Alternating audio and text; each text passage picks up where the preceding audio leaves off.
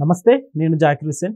ఏపీలో కొంతమంది మంత్రుల గ్రాఫ్ కాస్త తగ్గినట్టు తెలుస్తుంది. అయితే ఈ ఇష్యూ మీద చంద్రబాబు నాయుడు గారు కూడా కాస్త సీరియస్ అయ్యారని చెప్పాలి. సో దీని గురించి ఒకసారి డిస్కస్ చేసేద్దాం. ప్రస్తుతం మనతోటి పొలిటికల్ అనలిస్ట్ శేషరావు గారు ఉన్నారు. వెల్కమ్ చేద్దాం. Hello sir. హలో. ఎవరు సార్ ఆ మంత్రులు అండ్ ఎలాంటి విషయాల్లో అంటే గ్రాఫ్ తగ్గిందంటే ఏమైనా డిస్కస్ చేయొచ్చు? ఇప్పుడు సహజంగా ప్రతిసారి కూడా చంద్రబాబు నాయుడు గారు ఎప్పటికప్పుడు అసెస్ చేస్తూ ఉంటారు. మంత్రులకు సంబంధించిన పనితీరు ఎలా ఉంది, ఎమ్మెల్యేలకు సంబంధించిన పనితీరు ఎలా ఉంది అనేది ఒక మార్గం ద్వారా కాదు, పలు మార్గాల ద్వారా ఆయన సర్వేలు తెప్పించుకొని వాటన్నిటినీ మళ్ళా అధ్యయనం చేసిన తర్వాత ఒక ఫైనల్ ఒపీనియన్కి వస్తారు ఆయన. ఇది సహజంగా జరిగేటువంటి ప్రక్రియ. ఆయన ఎప్పుడు పరిపాలనలో ఉన్నా కానీ అదే జరుగుతుంటుంది. ప్రజలకు దగ్గరగా ఉన్నారా లేదా, తర్వాత ఫైల్ క్లియర్ చేస్తున్నారా లేదా, ఆ ఫైల్ క్లియరెన్స్లో పారదర్శకత ఉందా లేదా, ప్రజలకు న్యాయం చేస్తున్నారా లేదా, ఇవన్నీ కూడా అబ్జర్వ్ చేస్తూ ఉంటారు. అబ్జర్వ్ చేయడానికి దానికి ఒక వ్యవస్థ పెట్టుకుంటారు. కొన్ని వ్యవస్థలు ఉంటాయి. ఇప్పుడు ఇంటెలిజెన్స్ ఉంది, రాష్ట్ర ఇంటెలిజెన్స్ ఒక రిపోర్ట్ వస్తుంది. అలాగే కొన్ని ప్రైవేట్ సంస్థల సర్వేలు ఉంటాయి. అలాగే ఆయన పర్సనల్ వ్యక్తులతోటి కొన్ని సర్వేలు చేయించుకుంటుంటారు. వీటన్నిటిని క్లబ్ చేసి అప్పుడు ఒక ఒపీనియన్కి వస్తారు. అలా రీసెంట్గా కొందరు క్యాబినెట్లో ఉన్నటువంటి మంత్రులకు సంబంధించినటువంటి గ్రాఫ్ చూసినట్టు కనుక, అంటే గ్రాఫ్ మీన్స్ పనితీరు చూస్తే కనుక ఒక సీనియర్ల పనితీరే బాగాలేదు, సీనియర్లకు సంబంధించినటువంటి గ్రాఫే గతంలో కంటే దిగింది, పడిపోయింది అనేటువంటి అభిప్రాయం ఉంది. ఇప్పుడు లాస్ట్ టైం ఆయన మంత్రులకు సంబంధించిన పనితీరు మీద ఆయన వాళ్ళకి సంబంధించినటువంటి లోపాలేంటి అనేది కూడా ఇచ్చారు. దాదాపు 7 మంది మంత్రులకు సంబంధించిన పనితీరు బాగలేదని చెప్పి గతంలో ఆయన ఒక ఐడెంటిఫై చేసి వాళ్ళకి కొన్ని సూచనలు సలహాలు ఇవ్వడం జరిగింది.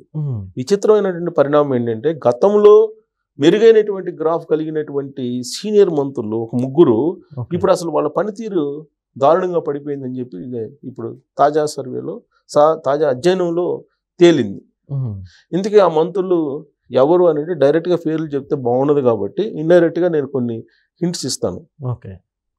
అనంతపురానికి సంబంధించినటువంటి, రాయలసీమకు సంబంధించినటువంటి ఒక మంత్రి.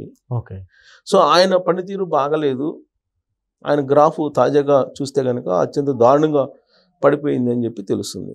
దానికి ఆయన ఇచ్చేటువంటి సమాధానం ఏంటి, తాను ఢిల్లీకి ఆంధ్రప్రదేశ్కి తిరగాల్సి వస్తుంది, కొన్ని పనులు చేయాల్సి వస్తుంది, అలాగే ప్రభుత్వానికి సంబంధించినటువంటి స్కీమ్స్ ఏదైతే ఉన్నాయో ఆ స్కీమ్స్కి సంబంధించినటువంటి ప్రచారం చేయడానికి ప్రజల్లోకి వెళ్లాల్సి వస్తుంది, దాంతో ఫైల్ క్లియరెన్స్ చేయలేకపోతున్నాను అనేది ఆయన చెప్పేటువంటి వర్షన్గా ఇప్పుడు బాగా చర్చ జరుగుతుంది. ఇక ఇంకొక మంత్రి ఎవరు, ఆయనేమో సీనియర్, ఇంతకుముందు కూడా మంత్రి చేస్తున్నారు, సీనియర్ మంత్రి, ఉత్తరాంధ్రకు సంబంధించినటువంటి మంత్రి. ఆయనేమో చంద్రబాబు నాయుడు గారి పక్కనే నాకు చైర్ కావాలని కోరుకుంటుంటాడు. నేను సీనియర్ కాబట్టి నాకు అంత చైర్ కావాలని కోరుకుంటాడు. కానీ ఆయన తనకి ఇష్టం లేనటువంటి శాఖను అప్పచెప్పారు అనేటువంటి భావనతో ఉన్నాడు ఆయన. ఆ శాఖ యాక్చువల్గా ఇంపార్టెంట్ శాఖ అయినప్పటికీ కూడా దాని మీద మరి ఎందుకు ఆయనకు నిర్లక్ష్యం ఉందో తెలియదు. ఈ మధ్యకాలంలో ఆ మంత్రి మీద కూడా ఆరోపణలు వచ్చాయి, కొన్ని ఆరోపణలు. అక్కడ ఏదో కొనుగోళ్లకు సంబంధించి ఆ కొనుగోళ్లలో అవకతవకలు జరిగాయి అనేది ఆ మంత్రి మీద ఆరోపణలు వచ్చాయి. ఒక అధికారి ఆ మంత్రి దగ్గర పనిచేయలేక వెళ్ళిపోయినటువంటి న్యూస్ కూడా మనం చూసాం. సో ఇప్పుడు ఆయన అసలు వాస్తవంగా చెప్పాలంటే ఆంధ్రప్రదేశ్కి ఆ శాఖ అత్యంత ఇంపార్టెంట్. ఎందుకంటే ఆంధ్రప్రదేశ్ అంటే అన్నపూర్ణగా భావిస్తుంటారు, రైస్ బౌల్ అంటారు. అలాంటిది దానికి సంబంధించిన శాఖ ఇస్తే ఆయనకి ఇష్టం లేదు, అందుకే ఆయన పట్టించుకోవట్లేదు అని. అసలు అంత సీనియర్ మంత్రి అయినప్పుడు కూడా ఆ మంత్రి శాఖ ఏంటనేది కూడా చాలా మందికి తెలియనటువంటి పరిస్థితి. అంత నిర్లక్ష్యంగా ఉన్నారు అనేటువంటి భావన ఆయన మీద ఉంది. ఇప్పుడు ఆయన శాఖలో ఫైల్ క్లియరెన్స్కి సంబంధించి దారుణంగా పనితీరు ఉంది అనేది బయటపడింది. ఇక ఇంకొక మంత్రి, ఆయనేమో సరే గతంలో జగన్మోహన్ రెడ్డి గారు ఉన్నప్పుడు ఇబ్బందులు ఎదుర్కొన్నటువంటి వాళ్ళే వీళ్ళిద్దరు సీనియర్ మంత్రి. ఆయన కూడా అంతకుముందు మంత్రి, ఇంకొక ఆయన కూడా. సో ఆయన ఫస్ట్ టైం మంత్రి అయినటువంటి ఆయన ఒక ఆయన, నేను ఫస్ట్ చెప్పిన ఆయన. మిగతా నేను మధ్యలో చెప్పిన ఆయన గతంలో మంత్రిత్వ శాఖల్ని నిర్వహించినటువంటి అనుభవం ఉన్న ఆయన. ఇప్పుడు ఇంకొక 3 ఆయన ఏంటి, ఆయనేమో కృష్ణా జిల్లాకు సంబంధించిన ఆయన, ఉమ్మడి కృష్ణా జిల్లాకు సంబంధించిన ఆయన మీద గతంలో జగన్మోహన్ రెడ్డి గారు కూడా అత్యాతను కేసులో ఏదో పెట్టారు, నానా రకాలుగా ఇబ్బంది పెట్టారు. దాంతో కీలకమైనటువంటి పోర్ట్ఫోలియో అప్పచెప్పారు ఆయనకి. బట్ ఫైల్ క్లియరెన్స్ మాత్రం ఆయన దగ్గర జరగట్లేదు. ఫైల్ క్లియరెన్స్ విషయంలో ఈ ముగ్గురు మంత్రులు చాలా బలహీనంగా ఉన్నారు. వీళ్ళ ముగ్గురికి సంబంధించిన మంత్రుల శాఖలో ఫైల్ క్లియరెన్స్ జరగడం లేదు అనేది ఇప్పుడు తాజా అధ్యయనంలో తేలింది. దానికి కారణం ఏం చెప్తున్నారు? కామన్గా చెప్తే ఏంటంటే ప్రభుత్వ కార్యక్రమాలు, పార్టీ కార్యక్రమాలు రెండింటినీ సమన్వయం చేసుకోవడానికి టైం సరిపోవట్లేదు. అలాగే ప్రజల్లోకి వెళ్ళి పెన్షన్లు ఇవ్వాలి, స్త్రీ శక్తికి సంబంధించిన పథకాలు ఏవైతే ఉన్నాయో, ఉచిత బస్సు కానీ, లేదంటే తల్లికి వందనం కానీ, లేదంటే